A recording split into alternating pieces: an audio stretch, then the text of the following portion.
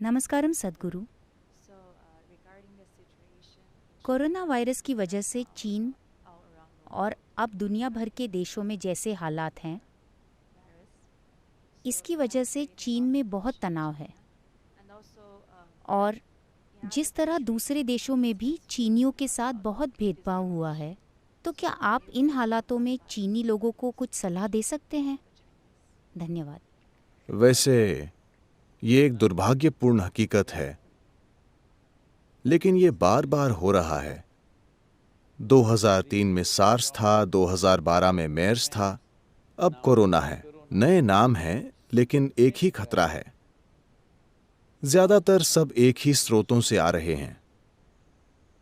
इसलिए चीन के लोगों को इस पर गौर करना चाहिए कि बार बार हमारे साथ ऐसा क्यों हो रहा है। खैर, अभी एक बहुत ही गंभीर इन्फ्लुएंजा फैला हुआ है। लगभग 1.5 करोड़ अमेरिकी संक्रमित हैं,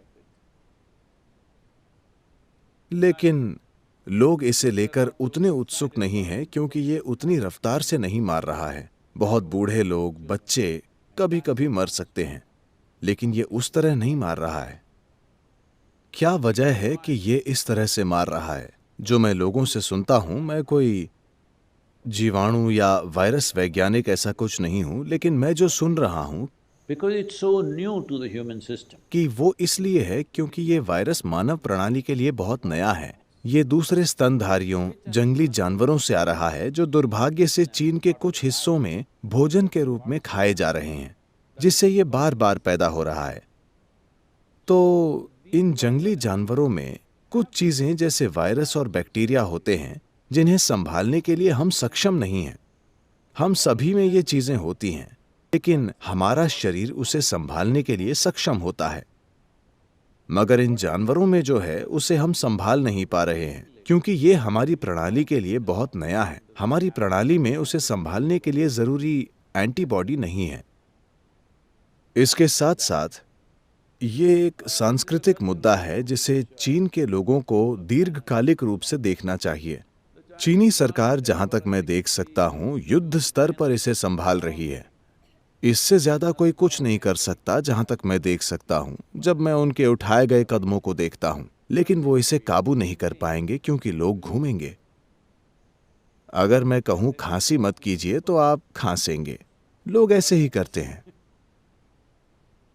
तो लोग घूमेंगे और वे घूम रहे हैं। ऐसा अंदाजा है कि लगभग 50 लाख लोग वुहान से बाहर गए होंगे।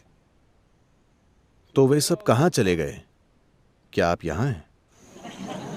हम नहीं जानते कि वे सब कहां गए, किस मकसद से गए। वे पूरी तरह से स्वस्थ दिख रहे होंगे, लेकिन फिर भी वे इसे फैला रहे होंगे। यही इस चीज का अनोखापन है। वे बीमार नहीं होंगे, वे पूरी तरह स्वस्थ दिखेंगे, मगर फिर भी वे इसे फैला रहे होंगे। इसीलिए लोगों में एक डर है। बेशक वीडियो हर जगह घूम रहे हैं, दिखाया जा रहा है कि आप कैसे यूं ही वहीं सड़क पर गिर के मर सकते हैं। इसलिए जब आप एक चीनी चेहरा देखते हैं तो लोग डर जाते हैं। डर फैलाने का ये तो काम होगा ही, लेकिन चीनी लोगों को यह भी समझना चाहिए कि ये एक संवेदनशील समय है। अलग करने को भेदभाव मत समझिए। कृपया ऐसा मत कीजिए। कोई भेदभाव नहीं है, लेकिन अगर आप संक्रमित हैं तो आपके घर में भी वे आपको एक तरफ कर देंगे, है ना? ठीक उसी तरह तो चीनी लोगों को इसे अच्छी भावना से देखना चाहिए और खांसिए नहीं। लेकिन इसे संभालने के अलग अलग तरीके हैं। कुछ इसे एक गंदे तरीके से संभालेंगे, कुछ इसे अच्छे तरीके से संभालें। जब आपदा हमारे सामने आती है तो उसे संभालने के कई तरीके होते हैं। आइए इसे सुंदर तरीके से संभालें।